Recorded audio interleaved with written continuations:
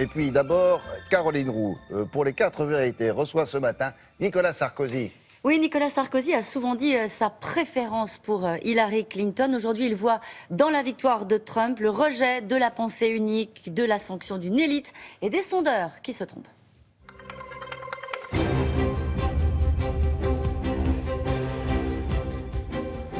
Bonjour Nicolas Sarkozy. Bonjour, merci de m'avoir invité. Est-ce que la France doit continuer à défendre ses valeurs, quitte à tendre ses relations avec un nouveau président des États-Unis ? Que la France continue à défendre ses valeurs, c'est évident.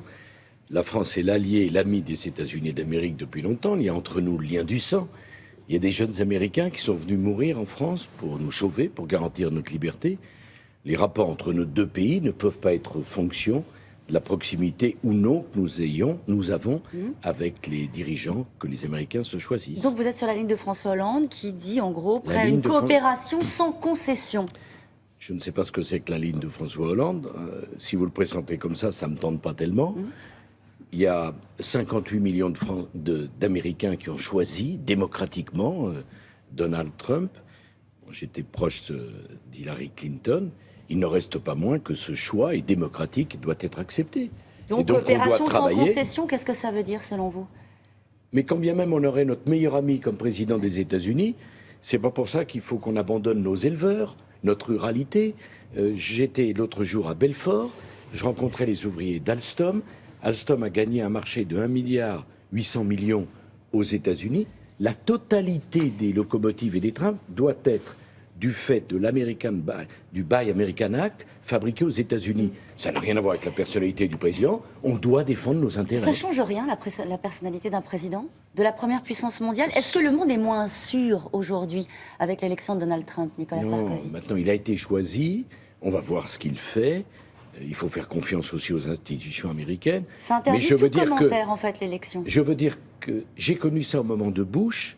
On ne va pas moins aimer les États-Unis parce qu'ils avaient choisi Bush, qui n'était pas aimé par les élites françaises, que parce qu'ils avaient choisi Obama. On a eu des problèmes et des conflits, alors que c'était Obama, adoré des élites françaises. C'est pas une question d'aimer ou de ne pas aimer, c'est la question de se réveiller un matin et de se dire est-ce que le monde est moins sûr aujourd'hui avec un président qui a fait une campagne avec des propos parfois très incohérents sur la diplomatie, sur les grands enjeux de ce monde. Madame, vous savez, quand les Américains se sont réveillés après que nous ayons élu François Hollande, qui proposait une taxe à 75%, je ne suis pas sûr qu'ils étaient très rassurés aussi. Il y a une démocratie. Dans la démocratie, la parole reste au peuple. Il y a 58 millions d'Américains qui ont décidé, comme ils ont décidé, nous devons accepter ce choix. Est-ce que le monde est moins sûr ? Vous plaisantez. On a Daesh, toujours. On a le problème du chômage. On a le problème de la mondialisation qui n'est pas heureuse, du commerce qui n'est pas loyal. On a les problèmes qui restent. Il faut souhaiter que M. Trump prenne les habits de sa fonction. Quelle réaction cela appelle du côté de l'Europe ? Il me semble que ça donne une responsabilité supplémentaire à l'Europe. Avec Donald Trump président des États-Unis, l'Europe doit encore plus affirmer sa force, son leadership, sa vision et ses valeurs. Le problème, c'est que l'Europe n'explose pas, parce que pour exploser, il faut de l'énergie. L'Europe implose, elle s'affaisse, parce qu'il n'y a plus de leadership et plus d'énergie. Dans toute la campagne qui a été menée par Donald Trump, est-ce qu'il y a un aspect sur lequel vraiment vous dites il est allé trop loin, que ce soit sur l'aspect diplomatique, que ce soit sur les femmes, sur les valeurs, un aspect sur lequel vous dites maintenant j'attends de voir s'il ira au bout et s'il appliquera son programme. Je ne suis pas là pour faire une échelle de la bonne éducation.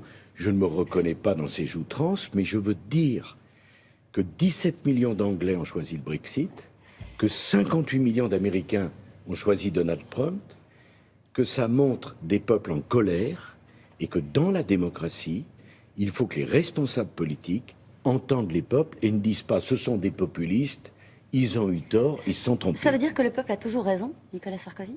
Ça veut dire qu'en démocratie, l'électeur a raison. Y compris lorsqu'il a choisi il y a 5 ans M. Hollande, c'est la règle.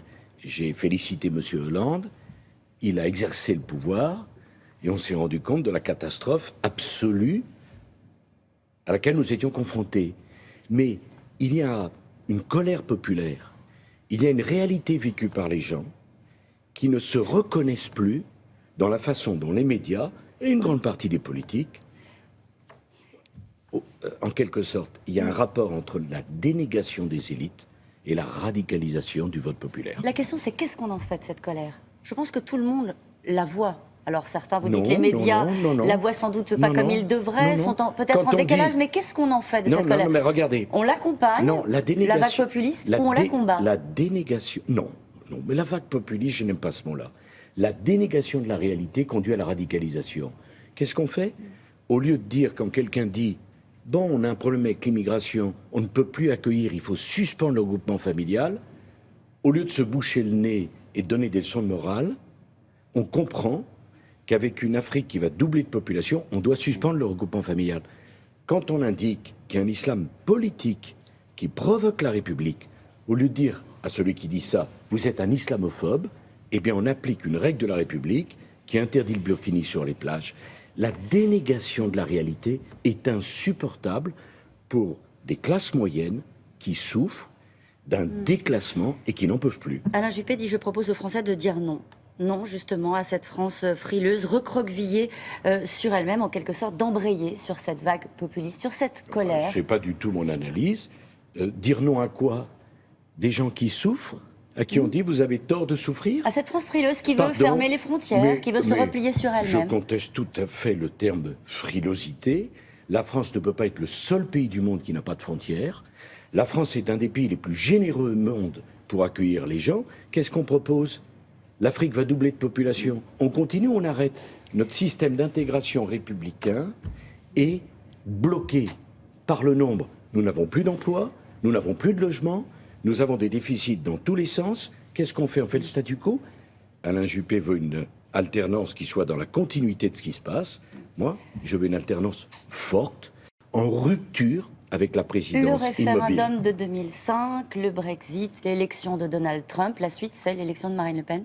Excusez-moi, lorsque j'étais président de la République et qu'il y a eu des élections européennes, jamais le Front National a fait un score si petit après ma présidence de l'Union européenne. La suite, c'est entendre la colère des classes moyennes, apporter des réponses précises sur les sujets qui préoccupent les gens. Écoutez, le rétablissement de l'autorité de l'État est un sujet absolument majeur. Quand on tolère 3000 étrangers en situation irrégulière sous le métro Stalingrad, que pensent les gens La question, qui c'était payent sur leurs Marine impôts Le Pen, et qui Nicolas règlent Sarkozy. et qui respectent les règles? Pendant des années, on a dit que ça n'est pas possible. Pendant cette campagne, on disait Donald Trump, il est raciste, isolationniste, populiste, il est contre l'avortement, il est pour la torture, il n'arrivera jamais aux responsabilités. C'est un peu ce qu'on a dit avec le Front National en France depuis toujours. Vous trouvez que c'est Est-ce ce que j'ai qu'aujourd'hui, dit? vous vous dites, après le Brexit, qui était soi-disant impossible, après l'élection de Donald Trump, la suite, c'est Caroline Roux, je Marine Le n'ai Pen? jamais dit que le Brexit était impossible. Je n'ai jamais dit que l'élection de Donald Trump était impossible. Et je Et donc, ne vous dis dites pas, que l'élection... Ouais. mais je ne dis pas qu'en France, les mêmes causes ne produiraient pas les mêmes effets. C'est d'ailleurs bien pourquoi je suis revenu dans le combat politique et je propose une alternance forte qui est la seule de nature à faire barrage à la montée d'un certain extrémisme. Qu'est-ce que ça change pour la primaire, Nicolas Sarkozy? On est à 9 jours, je crois, du premier tour. Cette élection de Donald Trump rebat les cartes d'une certaine manière? Non, c'est pas l'élection. Il faut en tirer une leçon? Non, elle rebat vos commentaires. Mais sur ce que Ça ne change pas grand-chose. sur ce que ressent le peuple français, c'est pas parce que Donald Trump a été élu qu'on supporte un peu plus les impôts et le matraquage fiscal dont étaient victimes les classes moyennes. C'est pas parce que Donald Trump a été élu ou aurait été battu, dans l'autre cas de figure, que les familles auraient mieux supporté l'attaque en règle sur la remise en cause du quotient familial ou sur la diminution de la défiscalisation des emplois familiaux. Simplement, peut-être que ça dessille les yeux d'un certain nombre de commentateurs qui se disent au fond, est-ce qu'on ne se serait pas trompé? Ma réponse, oui, vous vous êtes trompé. Vous êtes trompé pourquoi? En déniant la réalité. Quelqu'un qui pose la question de l'immigration n'est pas un frileux. Quelqu'un qui dit la France doit avoir des frontières n'est pas un nationaliste.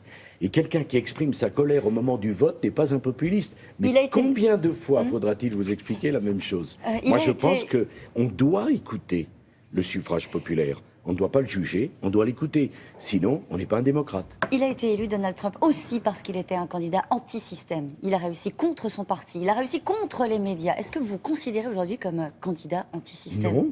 Ah. D'ailleurs, je conteste l'idée que Donald Trump a été élu contre son parti. Il a gagné les primaires de son parti. Ouais. Il a été élu non pas contre son parti, Caroline Roux. Il a été élu contre un petit groupe de dirigeants de son parti bien installés à Washington. Donc, si vous pensez que dans le vote Donald Trump, il y a une révolte contre les élites de Washington, vous avez raison. Et si vous pensez que les États-Unis, cet immense pays, ne peuvent pas se réduire à New York, Washington et Los Angeles, les faits vous donnent raison. Merci beaucoup Nicolas Sarkozy, c'est à vous William. Merci de m'avoir invité. Merci.